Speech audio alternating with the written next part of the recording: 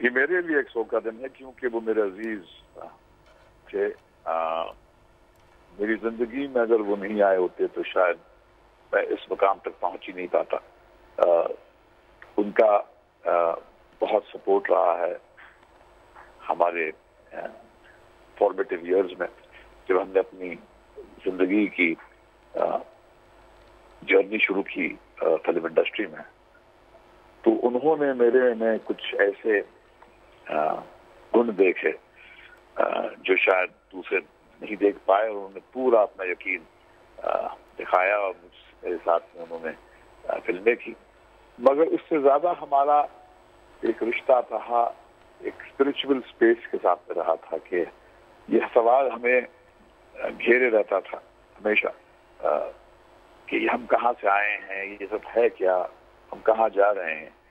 और इसकी तलाश में हम एक बहुत बड़े यहाँ पर एक थिंकर थे रजनीश, उनके एक आश्रम में चले गए थे। मैं कुछ देर के बाद में वहां से अलग हो गया, डिसइल्यूजन हो गया, मगर वो जुड़े रहे। और जिंदगी की कहीं पर जद्दोजहद दौड़ भाग में कहीं पर हम अलग हो गए, हमारे रास्ते अलग हो गए, मगर हमारा रिश्ता बरकरार रहा। वो पॉलिटिक्स की दुनिया में जाके उन्होंने अपना सब कुछ वहां पर लगा दिया दाव पर, हम यहाँ पर फिल्म बनाते रहे, मगर आपसी प्यार तो हम दोनों का था वो बरकरार रहा। अच्छा महेश भट्ट साहब, आपसे ये भी जानना चाह रहे हैं कि जिस तरह से आप बता रहे हैं कि बहुत सी यादें हैं उनसे जुड़ी, बहुत से टाइम, बहुत सा वक्त आप लोगों ने साथ गुजारा है, कोई ऐसी याद, कोई ऐसी बात को आप हमसे शेयर करना चाहें, अपने नाजरीन को बताना चाहें? हेलो महेश भट्ट साहब, आपसे जी मैं आपसे ये जानना चाह रही हूँ, जिस तरह से आप बता रहे हैं कि बहुत सा वक्त हमने साथ गुजारा है, अच्छा वक्त भी देखा, बुरा वक्त भी देखा, लेकिन जो रिश्ता पसे पर्दा था वो नहीं टूटा। कोई एक याद, कोई एक बात ऐसी, कोई ऐसा वाकया जो आप हमसे शेयर करना चाहें? देखिए, हमारी पॉलिटिकल आइडियोलॉजी अलग थी, मगर जब आपस में प्यार होता है तो वो आपकी पॉलिटिकल आइडियोलॉजी जो होती है वो बीच में प्रॉब्लम नहीं क्रिएट करती है। और हमारी जो सिनेमैटिक जर्नी जो थी वो भी एक पॉइंट के बाद अलग हो गई थी, और हमने एक प्रोफेशनल काम करना बंद कर दिया था। मगर क्योंकि यादें हमारी इतनी मीठी थी, हम सारी उम्र उसके सहारे जुड़े रहे।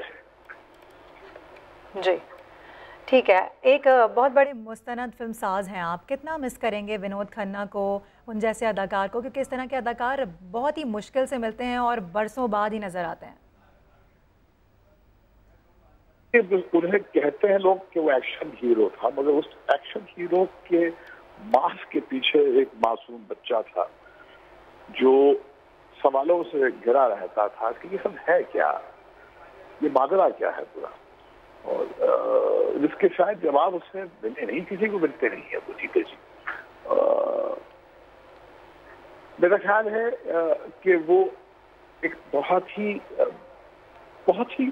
अनयूजुअल शख्स थे, क्योंकि अपने जिंदगी में मैंने इस किस्म के एडवेंचर की एक स्पिरिट बहुत कम लोगों में देखी कि पीक पर थे जब छोड़ के चले गए थे सब कुछ, स्पिरिचुअल सर्च के में निकल जाना, रजनीश के आश्रम पहुंच जाना, फिर आके दोबारा अपनी जिंदगी को दोबारा शुरू करना। तो एक अपने शर्तों पे जीने वाला शख्स था, लार्जर देन लाइफ जिसको कहते हैं, एक लार्जर देन लाइफ इंसान विनोद खन्ना।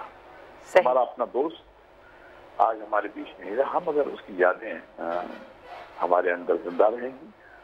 और अगर वो नहीं होते हमारी जिंदगी में तो हम यहाँ पहुँचते ही नहीं जहाँ आज हम हैं। सही।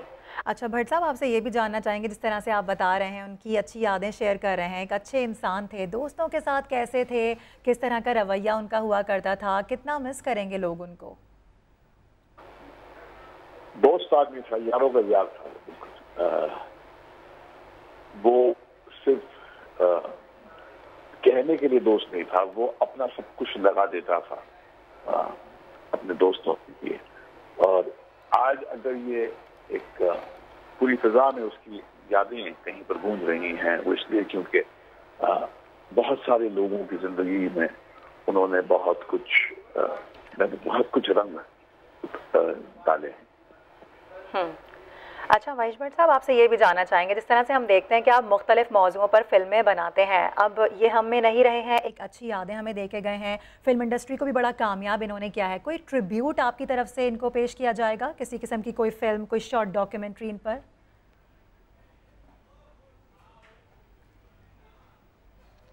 रहता तो उस पर तो सारी दुनिया एक छोटी सी एक ट्रिब्यूट क्या एक यूनिट बनाएगी।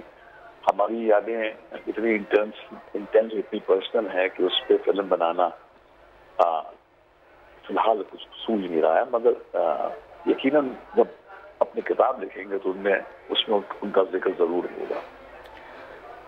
ठीक है। अच्छा, आपसे ये भी जानना चाहेंगे, थोड़ा सा वक्त आपका और लेना चाहेंगे, जिस तरह से आप बता रहे हैं अच्छे इंसान थे, दोस्तों के यार थे, यारों के यार थे, जो फारिग औकात हुआ करते थे, यकीनन उसमें आप लोग मिला करते होंगे, किस तरह से बैठते थे, किस तरह की बातें होती थी फिल्म इंडस्ट्री से हट के अगर बात की जाए तो? जैसे मैंने कहा कि वो एक स्पोर्ट्स लवर थे, क्रिकेट का बहुत शौक था। क्रिकेट की कमेंट्री सुनते रहते थे, देखते रहते थे मैच। मगर जैसे मैंने शुरू में कह दिया था कि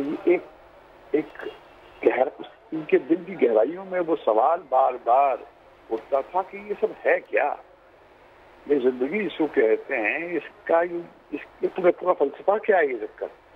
और यही है जो हर वक्त उन्हें सतायत करती, और इसको लेकर किताबें पढ़ते रहते थे, बातचीत करते रहते थे, अलग अलग किस्म की डिस्कशंस उलझे रहते थे। और जब काम करते थे बहुत ज्यादा काम करते थे। यही मैं उनको एक लेबल दूंगा, एडवेंचरस स्पिरिट।